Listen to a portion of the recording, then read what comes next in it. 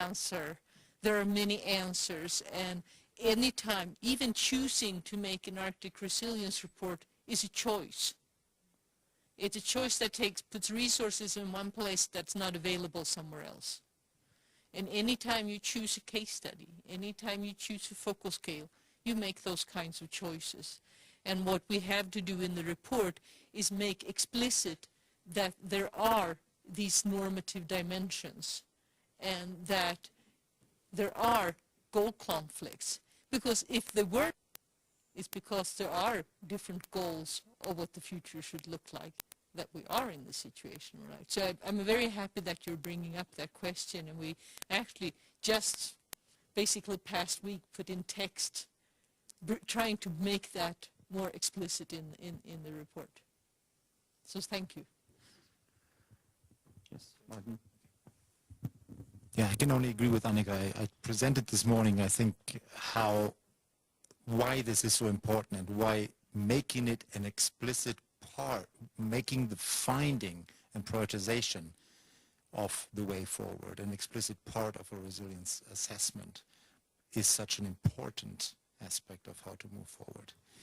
But there is a second element that I wanted to bring in here very shortly, and that is there are actually several political problems. One other that should be mentioned here because it connects one of the centerpieces of the ARR to a whole other political process is ecosystem-based management. And there's actually quite a strong momentum in the Arctic Council, for example, at the moment to move forward on setting the framework for ecosystem-based management, and then also, hopefully, for implementing it as soon as possible in as many areas as possible. And the reason why this connects so nicely to the ARR is that it actually focuses in its goal on maintaining ecosystem services by taking an ecosystemic view, which in the sphere of ecosystem-based management is actually the same that we have here. A social goal is to manage all uses through a multi-stakeholder approach, so that the sum does not exceed the capacity of an ecosystem to deliver these services to the entire society that depends on them. Yeah. So that's another context, and it's moving on quite fast at the moment. And I think it can provide another forum and another process that also moves the systemic view and of ecosystem services forward in a multi-stakeholder approach. Yes, first gentleman up front on the side and then in the back. And while those two are talking, yeah, I noted you as well.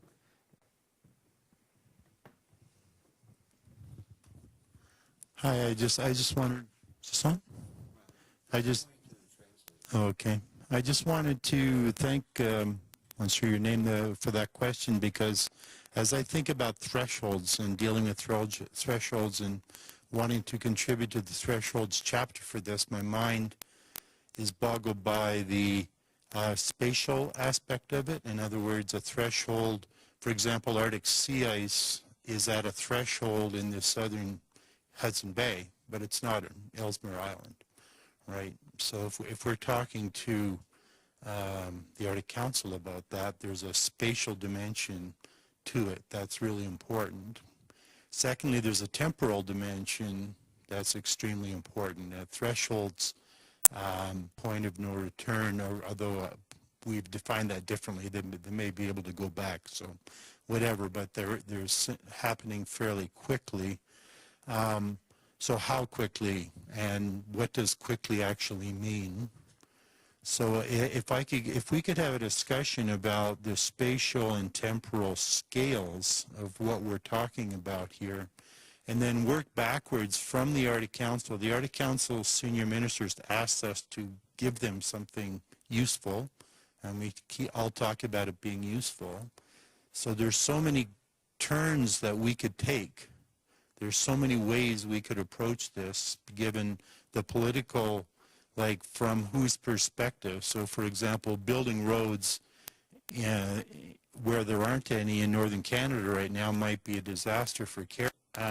Everything seems to have a lot of sides to it. So my mind is still kind of boggled in how we're going to tiptoe through the political aspects of all of this and build in the temporal and spatial skills that we need to come up with thresholds and recommendations.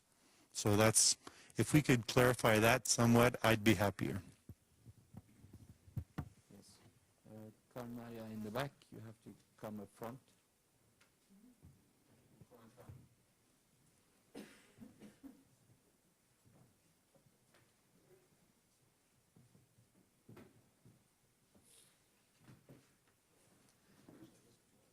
And I ask you to be, encourage you to be very short and to the point with the middle.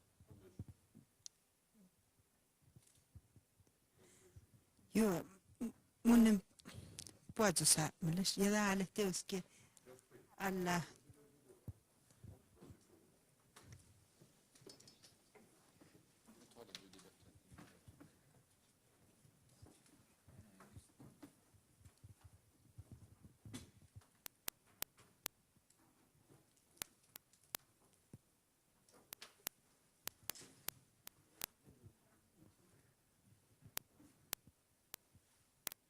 Okay.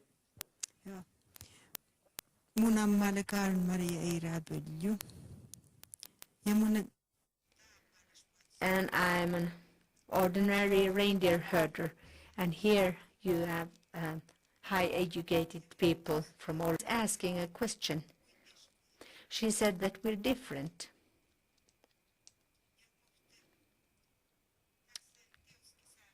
Here we're talking about the changing.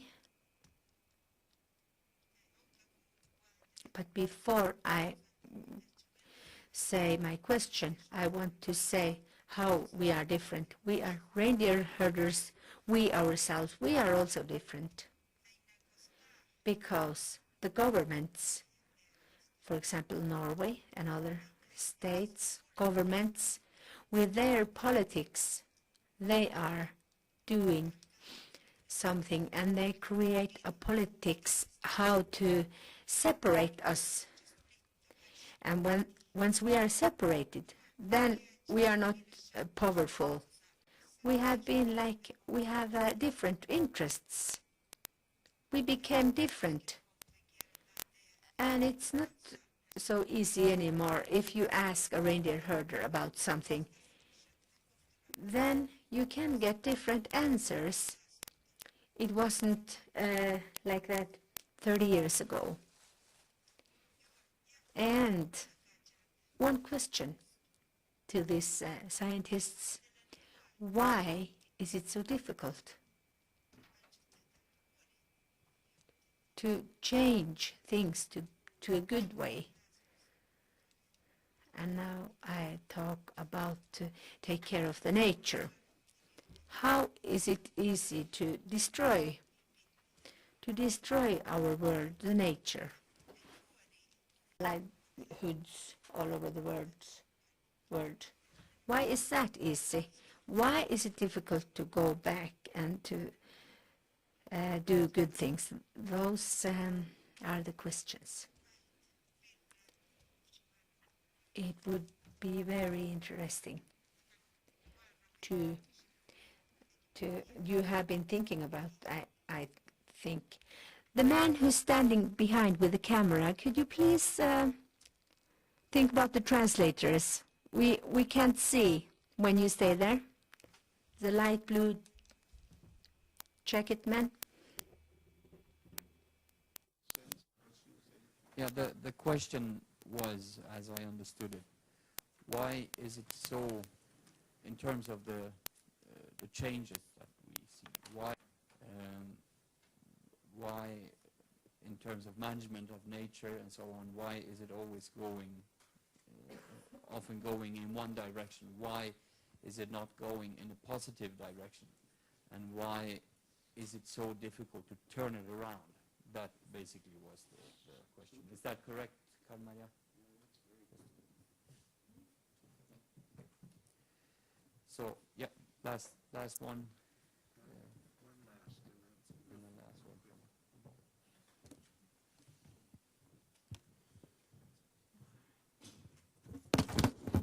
Thank you. I'm Mike Ferguson. I'm associate professor at Høgskolen i Hedmark in southern Norway. I'm Canadian. I lived for over 20 years in Arctic. The point I wanted to make, take a few words, but the question is about governance, and I heard terms like governance structure. The concept of resilience, it's got a lot of jargon, transformation, adaptability, so on. It's a structure. And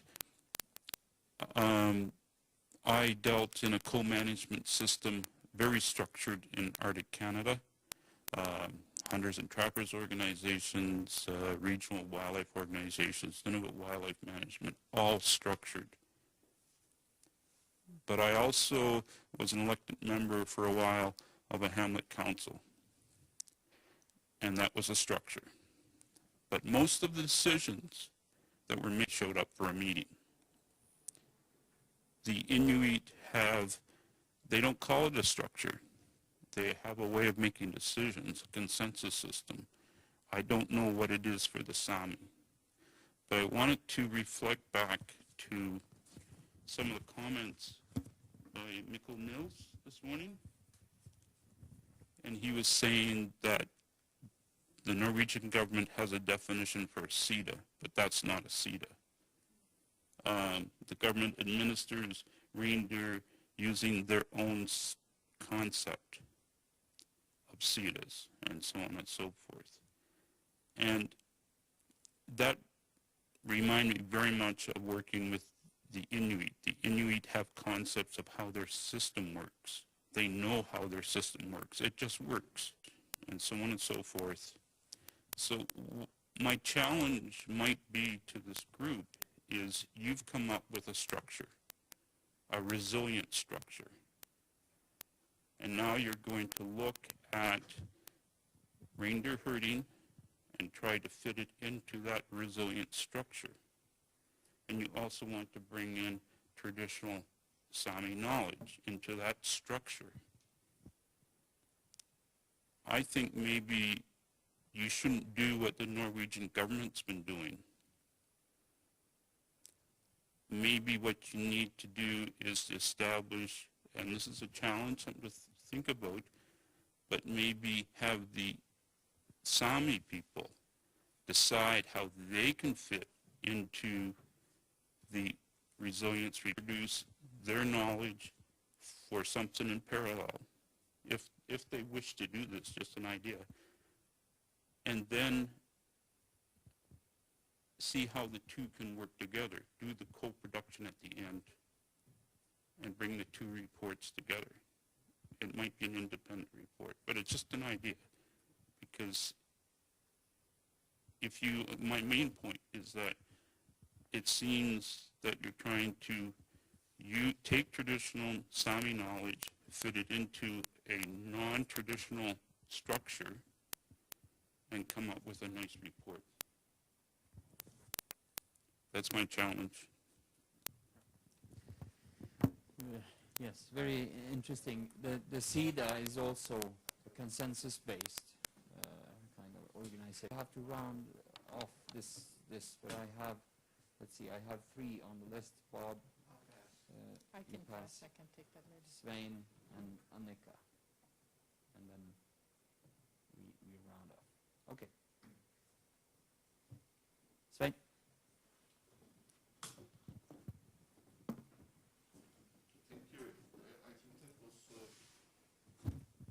Clearing the air a little bit. It was good, yes, very good. And I think it's going to maybe even be more clear tomorrow.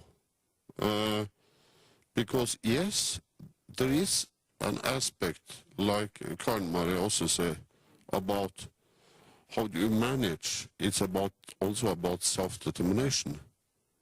You know, Birgin, she was keep on how you manage this.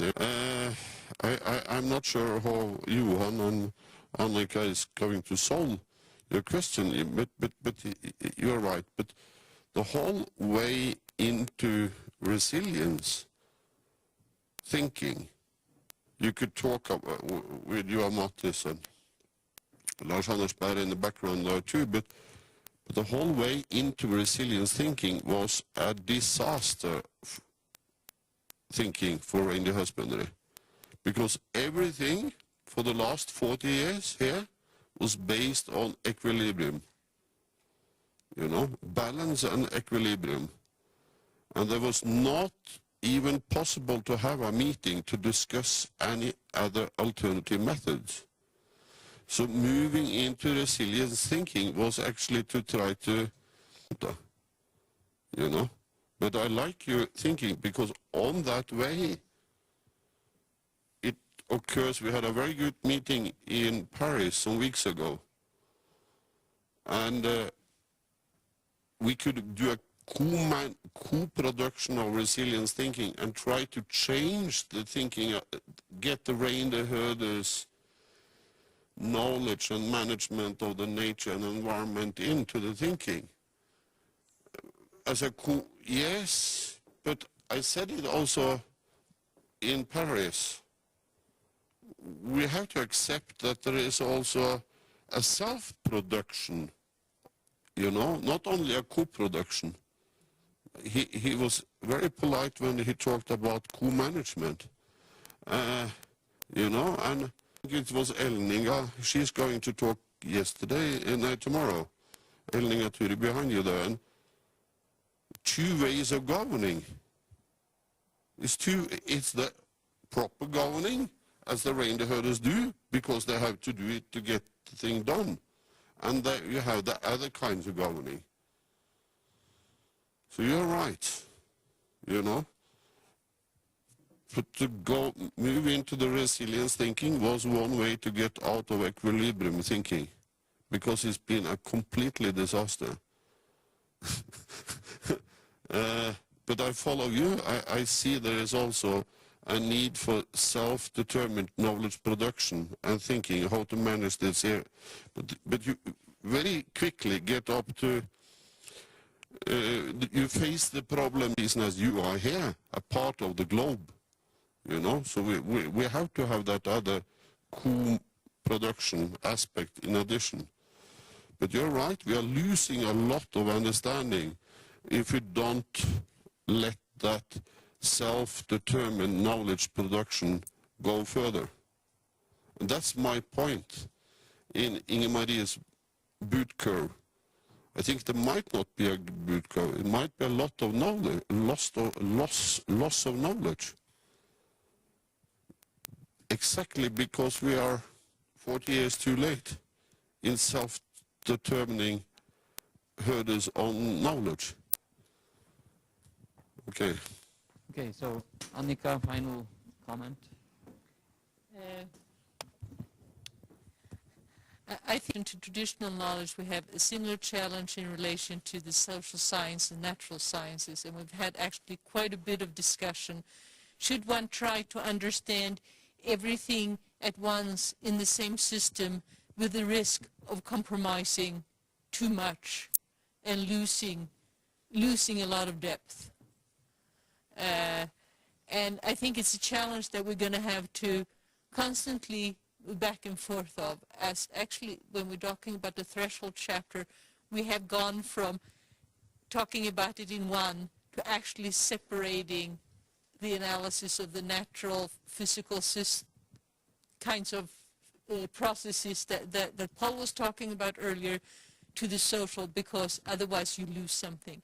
And I think it might be very useful to discuss here and pursued in the report and the process and in relation to the scientific. So I think we need both the co-production, but we also need the thorough within each knowledge tradition. So it's a challenge that we are aware of, and I don't think we have solved it. We have to continue discussing it. Thank you. And of course, co-production is, the definition of this is that you can't sort of have two tracks and then add them together in the end. you actually have to work together.